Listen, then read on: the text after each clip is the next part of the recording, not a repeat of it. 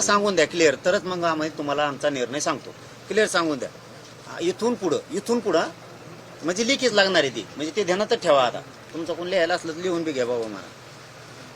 म्हणजे इथून पुढे 58 लाख नोंदी आहेत. याचे कुणबी प्रमाणपत्र थांबणार नाहीत, व्हॅलिडिटी थांबणार नाहीत. याचे लेखी पण द्या आणि सूचना पण द्यायच्या सांगा. दिल्या नाही, सूचना शासनाला द्यावं लागतील, त्या प्रशासनाला. नाही, याद्या तर लागणारच आहेत, पण प्रशासनाला तुम्हाला त्या सूचना द्याव्या लागणार आहेत महाराष्ट्रातले. एक, आता हैदराबाद गॅझेटियरचे प्रमाणपत्र थांबणार नाहीत.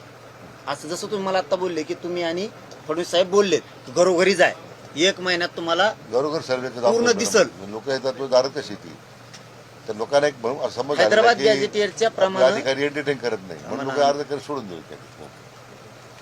हैदराबाद गॅझेटियर प्रमाणे कोणती प्रमाणपत्र थांबणार नाहीत. बरोबर, हे पण तुम्ही लेखी देऊन सूचना दिल्याचं पत्र द्या. सूचना दिल्याचं पत्र तर लागणार शासनानं.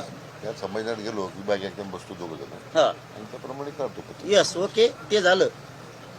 सातारा संस्थांचं तो सर कायदेशीर वाटलं नाही, कायदेशीरच तर असं काय कायदेशीर त्याला आपलं नुकसान नाही करत. नाही नुकसान होत. आम्हाला माहिती, आमचं नुकसान झालं आता बहुत. नाही नुकसान होत, ते नुसतं नुकसान करून द्या. करतो त्यांचं 94चा जे चॅलेंज. ओपिनियन घेऊ देत नाही होत.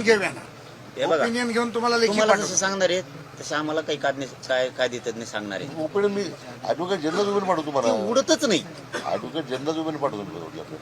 ते उडतच नाही. आधाराशिवाय कायदाच पारित करता येत नाही. महाराष्ट्रात देशात पहिला कायदा आहे का आधार घेऊन मराठ्यांचा बनवलेला, JR काढलेला.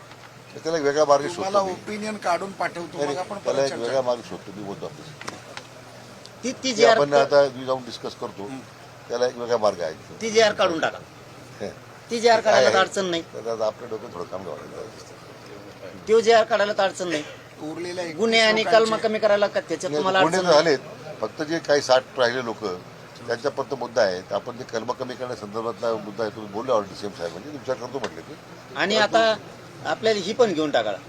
उपसमितीत आहेच, मराठा मंत्रालय पाहिजे, ते स्थापन करा. मला डॉक्युमेंट आपण मागणी केली. हा, मंत्रालय सेपरेट पाहिजे. आहे तुम्ही कारण त्यांचं पण नाही, त्यांचं नाही काय, मग त्यांची उपसमिती. मग बरं आम्हाला उचित दिलं की त्यांना गोड लागत नाही. आम्ही बरोबरी करीत नव्हतो ना कधी, पण ते आम्हाला सारथीला दिलं, द्या आम्हाला मराठ्याला कमी दिलं, मग आम्ही सुरू केलं.